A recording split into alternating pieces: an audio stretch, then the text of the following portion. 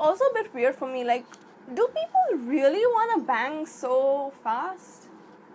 Hello people of the world and welcome back to my channel. Welcome if you're here for the first time. My name is Masam and I'm a writer, I'm a reader, I'm a science fiction and fantasy junkie. So if you're into that kind of stuff, go ahead and hit subscribe.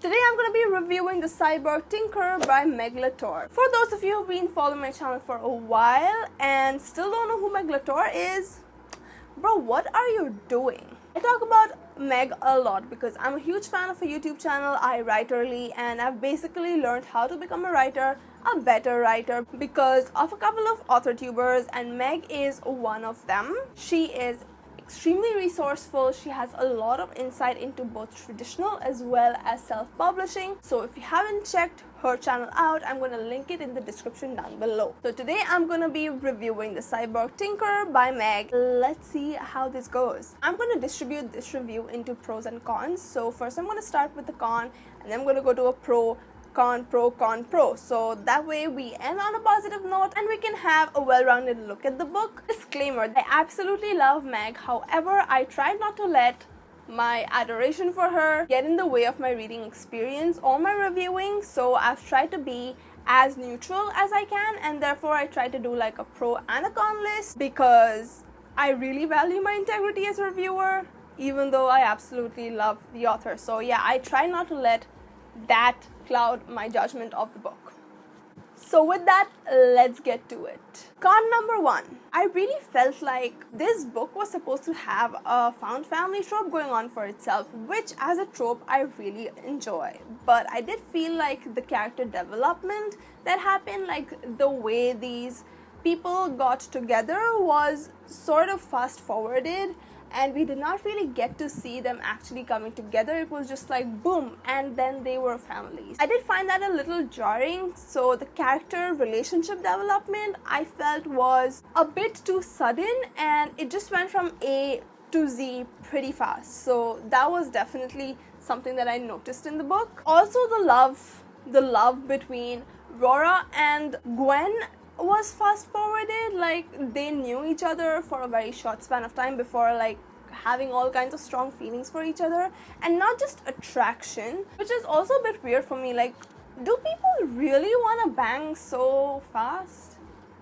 I don't know, but okay, props to Gwen for being like that. I just felt like they were too strongly involved very soon. So they were feeling all kinds of betrayals and like strong feelings of yearning and angst before they really spent time with each other. So yeah, just character relationship development, it wasn't that it was bad, like the end product wasn't bad, it's just that the road to get there was just like zoop, happened really fast. So that's something that I noticed. Pro number one, Bastian Kabir. I really swooned hard over that guy because like that character type is my favorite. So Bastian is inspired by Beast from Beauty and the Beast. If you guys know me, I am a sucker for Beauty and the Beast, and therefore I immediately warmed up to Bastian Kabir. And that character type, you know, like being very but actually being like aww. I totally dug that character, and I found him and Gwen's relationship really cute.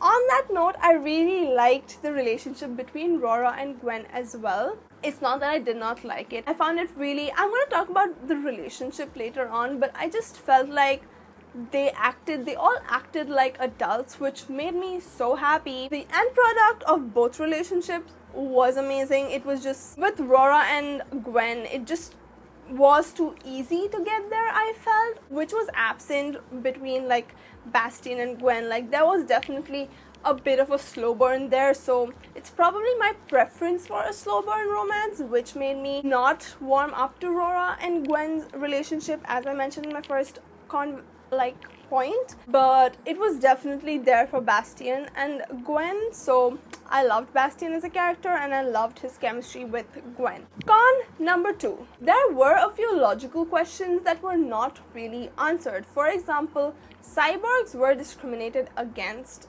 which is okay, but why were they discriminated against? Like, I get it, like a few people could view them as an anomaly and therefore hate them, but that level of hate has to be explained by some event that happened in the history of this world, which I never saw. There's this one part in which Gwen comments on how like the propaganda against cyborgs was absolutely bullshit, and I agree, it was absolutely bullshit, and Gwen was aware of that, and it did make me wonder why people would believe that propaganda. But then I look at the real world and all the bullshit people believe in anyway, so I'm like, who am I to say anything? But yeah, in terms of world building, it's not like the world building wasn't fun. It was there and it was fun, but in terms of like history and why the way things are the way they are, I felt like I had some unanswered questions. But this is book 1 of a series, so there is a lot of potential for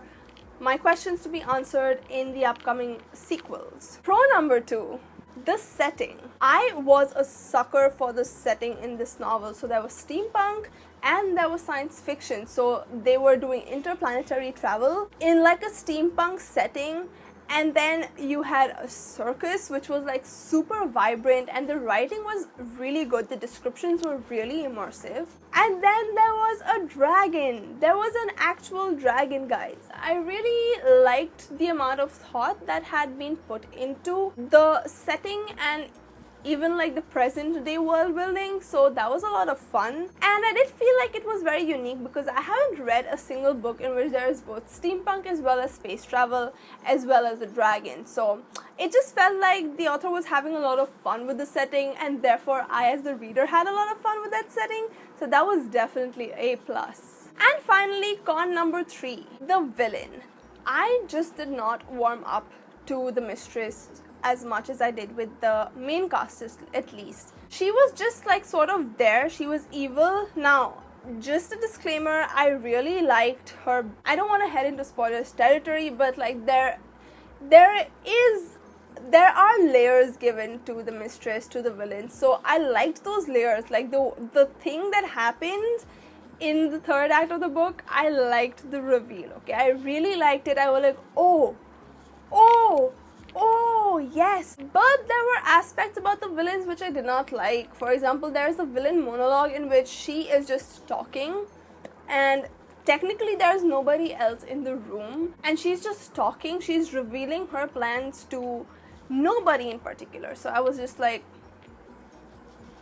that is something that just made me feel a bit turned off. And also there's this part where she kind of just stops being a villain for a while and then again resumes becoming a villain, so that reduced her appeal as a villain in my eyes. Plus, when I compared her development to the development of the main cast, which is Rora, Gwen and Bastian,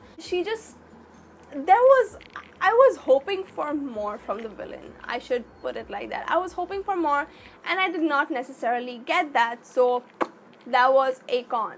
Pro number 3, which is probably the most important, but Gwen herself. I really enjoyed reading about Gwen as a character and as a protagonist. She definitely fit into the strong female protagonist kind of trope, which I am a sucker for. I don't care, okay? You can keep your Mary Sues in your pocket because I don't care. Gwen was not a Mary Sue, okay? So she was thrust into this role which she doesn't have any preparation for, and she up a lot, and she doesn't like doing what she's doing. So you definitely feel her conflict, her internal conflict, and her desperation to constantly want to do better, and she's always trying to improve and learn. So that itself there marks her as a non-Mary Sue because she is trying a lot and she is desperate to keep trying. But she's also pretty badass, and she is really pretty and tall and just like awesome overall. She has her set of flaws, and I think that she felt very human. So I really enjoyed reading her perspective a lot, and the perspective switches from Rora to Gwen, they were pretty well done. Like it was smooth. It did not feel too jarring. I was actually very surprised to see that Rora has a perspective as well, but I did not dislike it. I liked it. It was fun. At times I did feel that Gwen was made out to be more of a badass than she was, like in a couple of places earlier. But then towards the end of the book, she kind of earns it. So I'm like, yeah, you're a badass. It's okay. it's alright. You're definitely a badass. So yeah, that was my list of 3 cons and 3 pros about the Cyborg Tinkerer. As I said in my first con, I did wish that the background characters, the character relationships were done better, and on that same note, the background characters felt a lot more sort of present, because it was just like boom and we are found family. But Gwen, you did not really spend time with the side characters, and we as a reader, because you did not spend time with them, we as a reader did not get enough time with them, so we don't know them as well, so that was a bit jarring. But yeah, that was probably my biggest complaint about this book. But apart from that, this was definitely a very enjoyable read. I do have a few honorable mentions about the pros of this book, because I really liked it. It was, as I said, it was a fun read. It was good. I read it really fast, so that says a lot about the pacing. It was a fast-paced book. The descriptions were really well done, and I felt really immersed in the world at all times, and there was no point in the reading experience that I was pulled out, so that was definitely a plus. In general, the characters are very voicey, and the writing itself had a very strong voice. Also, the humor needs to be mentioned. This book was quite funny. At times the humor felt like, and I just realized that I completely forgot to mention the actual relationship in my pros list, because the relationship is a polyamorous relationship, and I loved how it was done. This book had LGBTQ plus representation, and the relationship, as I keep mentioning, was really mature and dealt with in a very responsible way, and I really admired that and I really appreciated that, because of course there was angst and like there was some of the usual stuff that we associate with a love triangle,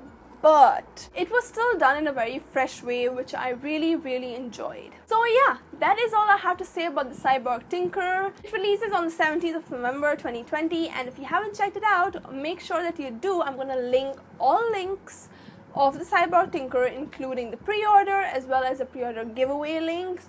All of them are in the description below. Make sure that you check it out. Also, just look at that cover. Isn't that glorious? Wouldn't you want that on your bookshelf? Because I know I do.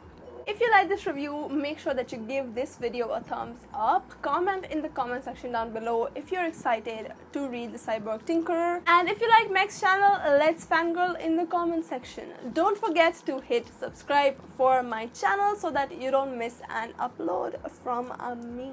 You can follow me on Twitter, you can follow me on Instagram, you can follow me on my blog. All links are listed in the description down below. So yeah, that's all I got for you today. See you whenever I upload next. Bye.